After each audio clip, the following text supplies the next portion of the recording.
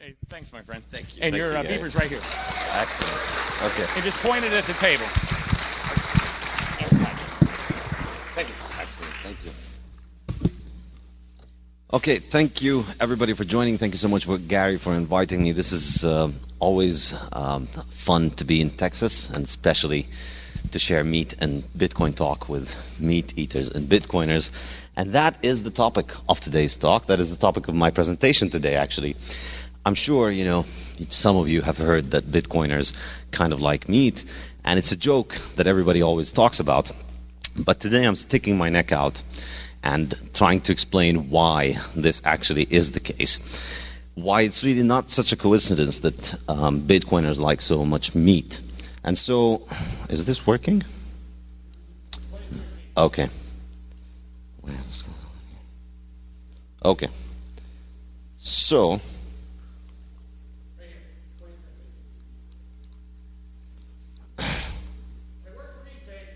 well, it's not working for me. Oh, I see.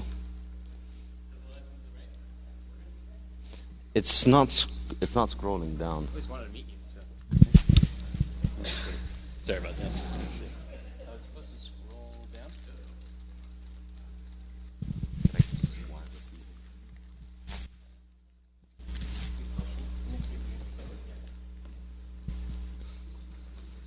Well, anyway, who needs a PowerPoint? Anyway, actually, you know what? I was just telling somebody that PowerPoint usually makes the talks much worse. So let's just turn it off and, well, maybe I'll forget because I don't have notes. But we'll see. In any case, so why is it that Bitcoiners really like meat? And I think, the strange thing about this question is that there's nothing strange about liking meat. Bitcoin is a very diverse thing, and in real diversity. It's something that people from all over the world, from all cultures, are using. And if there's one thing that unites human beings all over the world, whoever they are, is that they all eat meat. It's the one thing that is common to all human cultures. And so I really recommend this book by a dentist called Weston Price, who was a Canadian who traveled around the world about 100 years ago and wrote a truly, truly revolutionary and important book. I think of it as like the human action of nutrition. He's like the Mises of nutrition as far as I'm concerned. And in his book, the book is quite unique and will never be repeated as a scientific experiment because he was able to travel in that short window of time where the airplane was invented, so he was able to use the airplane to travel, but the airplane was not widely used enough for people around the world to have already, and in many places, to have integrated into global trade. So he was able to travel all over the world and visit locations where people, the same population, genetically very similar, some of them had access to trade and modern food, and some of them, different tribes, had no access to it, and so they lived on traditional foods. So Inuits in the north of Canada, Pacific Islanders, Africans, North Americans, Latin Americans, South Americans, people from all over the world, from people from Switzerland, an isolated valley in Switzerland that didn't trade food with the rest of the world versus, integrated Swiss populations that were eating it. And he set out thinking that he was going to find, this idyllic vegetarian diet that traditional societies had, and he found there isn't a single culture in the world that had a traditional vegetarian diet. Not only that, but he found that every culture in the world, essentially their diet was just how to get the most animal fat into your body, given the geographic circumstances that you're in. So the fight to eat more meat is really just what nutrition is all about.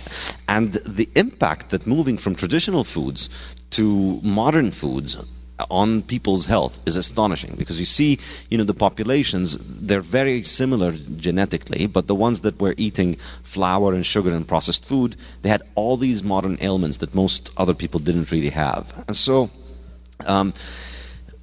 I think the better question then is, why is it that people who like crappy food also like crappy money? Or why is it that fiat money makes for fiat food?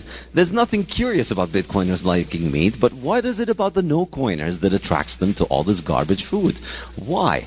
I think that's the real question that we need to address. And to do that, I've assembled a series of hypotheses, and I'm going to discuss what they have to do.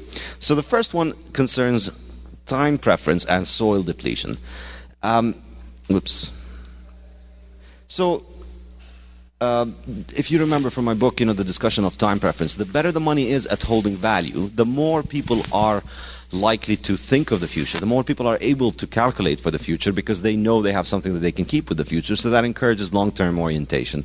On the other hand, when money loses its value, people don't have the ability to plan for the future, and so they think more of a short-term perspective. And so you can see this. Think about the impact that it would have on farmers. As a farmer, farming land, plowing the land is obviously necessary for planting food, but it is highly destructive of the soil quality over time. The plow makes food out of land, but it also destroys the land, and it requires massive reinvestment in the land. And so, really, the difference between grazing cattle and growing crops is a difference in time orientation. Grazing cattle will maintain the health of the soil, but it won't allow you a big cash windfall in the short run. It'll provide you small amounts of money for the long term, effectively. So, but plowing the land and growing crops basically takes out all the nutrients in the land and puts them on the market for one big payday. 2, 3, 4, 5, 6 years, and then the soil is dead, essentially. So, if you were more long-term inclined, if you had a lower time preference, you're more likely to think of the long-term health of the land and to value long-term returns.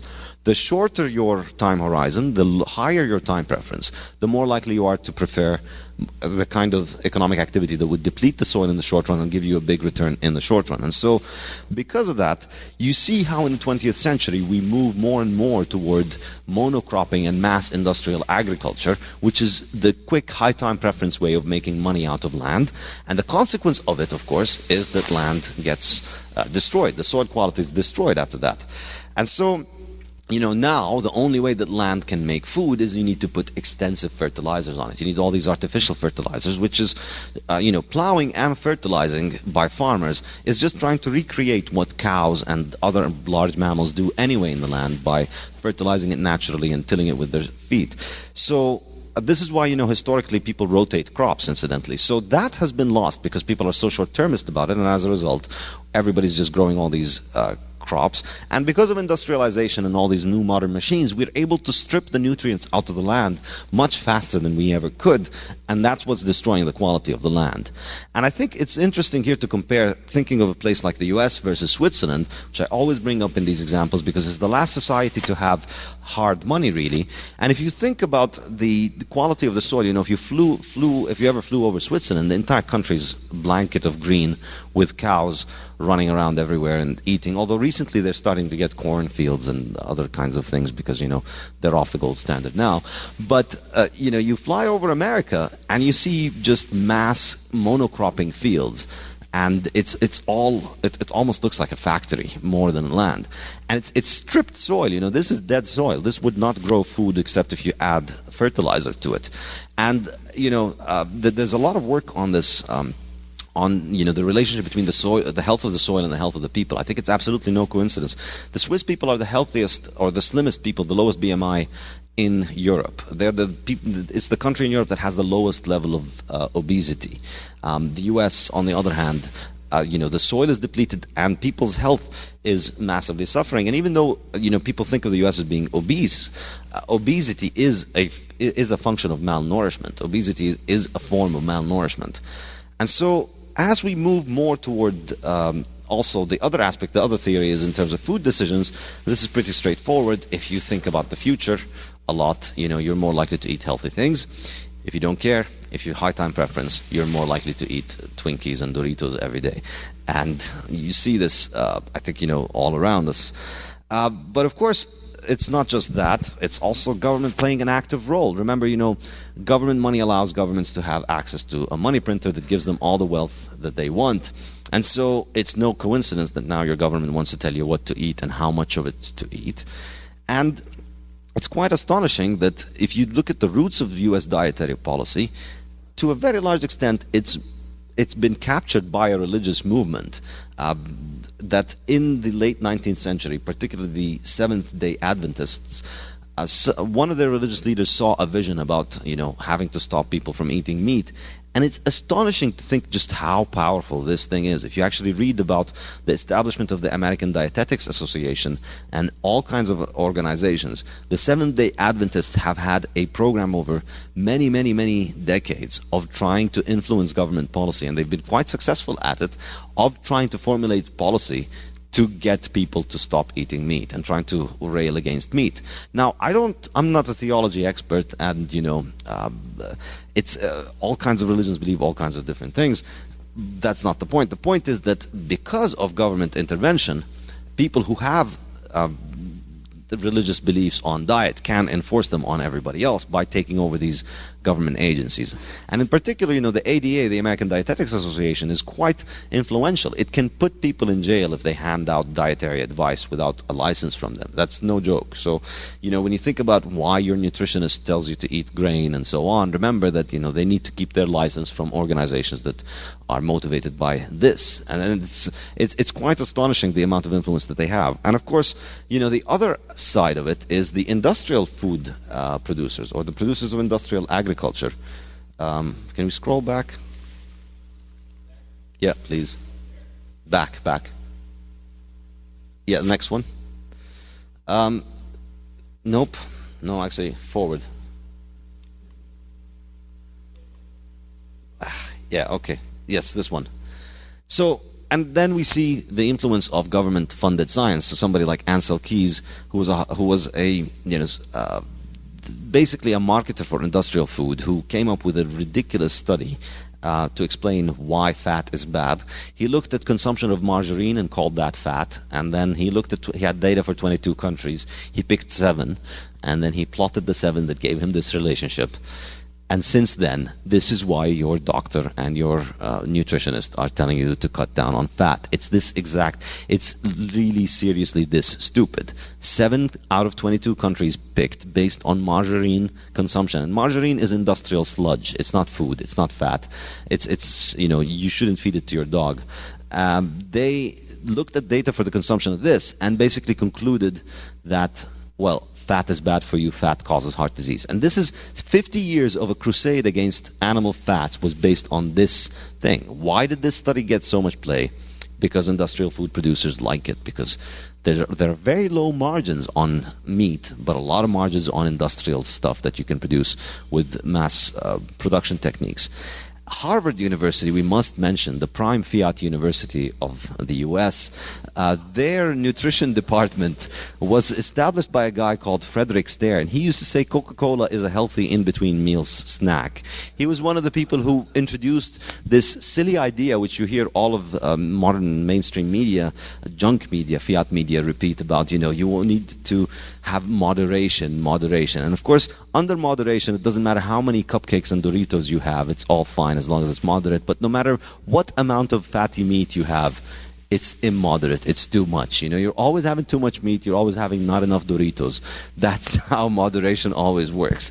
And so, these kind of ideas, you look at how much money he was receiving from industrial food producers and how influential Harvard was at setting up dietary guidelines. And you see just how much government money is important in determining how much people eat, because schools and national everything is based on this. And you see this. The modern guidelines that were made by Harvard based on Ansel Keys' study started in effect in the 1970s, as you can see there. And since then, obesity and extreme obesity have taken off in the U.S. like nowhere before. And this is, there's a clear link in all the data around that period in the late 70s or the mid-70s where this takeoff begins to happen. And I don't think it's a coincidence. It's the same time that the government started telling you that eating meat is bad for you and eating sugar in moderation is part of a healthy, nutritious, balanced lifestyle, or whatever it is that they say. And then, of course, there's the fiat farm policy, what government did to promote the production of mass junk-produced food, and particularly the relationship with this in the 1970s. I highly recommend checking out a film called King Corn, about a man called Earl Butz. You may have heard of him. He was the Secretary of Agriculture under Nixon. And this, under Nixon, when the U.S. finally removed the final link of convertibility between gold and the dollar, in the 70s witnessed mass inflation. The price of everything went up, including the price of food. And of course, for most people, the most essential thing they consume is food, and so that was a very politically unpopular move. So, how do you fix the problem of inflation, of the price of food rising up too much because you printed too much money? If you're sane, you'll think, well, stop printing money. But obviously that's not what politicians do. You fix the problem of the price of food rising by simply substituting food with junk. And then people will eat cheap junk, and then the price of food will go down, right? That's essentially what the U.S. did in the 1970s. That's how inflation was fought.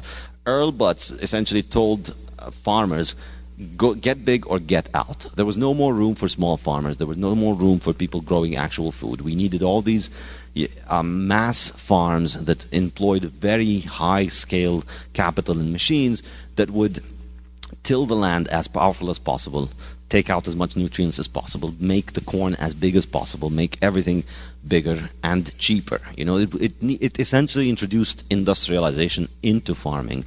And the role of the Department of Agriculture in introducing this is enormous. This was not a free market idea. People keep talking about, well, capitalism feeds people all this junk food. It wasn't capitalism that fed those people the junk food. It was capitalism that, it was government and fiat credit policy in particular that favored the large farmers at the expense of the small farmers, because the large farmers were able to bring in mass industrial equipment into farming. And so the result of this was you brought down food prices essentially by bringing down the quality of the food. You made bigger corn that had less nutrients, but it was cheaper by the pound.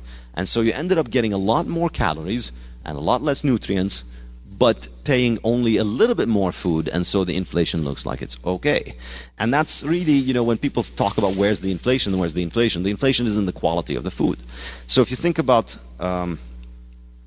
if you think about, and I think my favorite example of it is this. Imagine if you live in a world in which, you get paid $10 a day, hypothetically, and you buy a steak every day for $10 a day, and that's your diet. So the CPI, if we measure the CPI, when government measures the CPI, they'll tell you that the average consumer basket of goods is $10 in this economy. Now imagine if the price of the value of the dollar collapses, the price of the steak goes up to $100, your wage doesn't go up because your boss isn't connected to the magic money printer of the government, so he can't give you a raise to $100, he's still giving you $10. What has happened to inflation as measured by the CPI? You only have $10, so you can't buy a steak. So what do? You buy a soy burger for $20, or for $10, let's say. So, look, zero inflation, right? The consumer basket of goods that you had previously was $10 for lunch. Today, you're still paying $10 for lunch. So, inflation is zero. That's effectively how you can think of how inflation is brought down. As long as you don't mind substituting your ribeye for a soy burger, inflation is fine. And, we're on the way of the soy burgers just becoming closer and closer to the exact quality of the lowest quality and cheapest dog food available in the supermarket. And that's essentially how inflation is going to be kept under check. We're just going to continue to pretend that sludge is food, and then if you just pretend sludge is food and don't notice the health impacts that it does to you, there's no inflation. That's essentially how it works.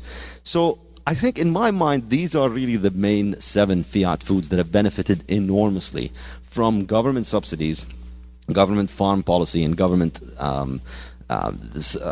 government dietary guidelines. Refined flour, sugar, industrial oils, high fructose corn syrup, soy protein, low-fat foods, and breakfast cereals. These things did not exist before the 20th century. Sugar was extremely expensive and extremely hard to find. Flour was also, it's also pretty recent. But these things only became popularized because they're high because you can make them industrially, and that can make their costs manageable. And so governments all over the world have financed and popularized this because essentially it's a great way to keep people eating cheaply and to hide the inflation that causes it. And I think this is it. Yeah. So, in celebration of that, being in glorious Texas, the land of glorious steak, today we're having a dinner that is going to be made up of 24-ounce steak plus only meat for appetizers and for dessert, because it is high time that people go back from the days of eating all of that junk and to just eating proper real food. And I think it's really astonishing the levels of the amount of connections that you see with this. And I think it's absolutely no connection that Bitcoiners, once you start thinking of the long term, once you stop believing what government says on economics, it's completely normal that you would start questioning what they tell you on nutrition, and that you would find that it is different, and that you would not eat based on what they tell you, but rather based on what you think works better for you in the long run. So I think it makes complete sense that we see this amongst Bitcoiners, and I think we should encourage it more, and eat more steak always. And because this is I think if we go back to a hard money society, we'd have far less of all these fiat foods, and we'd have far more hard money and far more sound food and good nutritious food. I'm just going to end by mentioning and plugging my website, where I'm now offering classes on the economics of Bitcoin at the Austrian School, as well as my book, The Bitcoin Standard, which is available in all these languages and will soon be translated to the ones below. And at 1:30, I'm going to be signing my book and selling a few copies if you are interested. Thank you very much, everybody.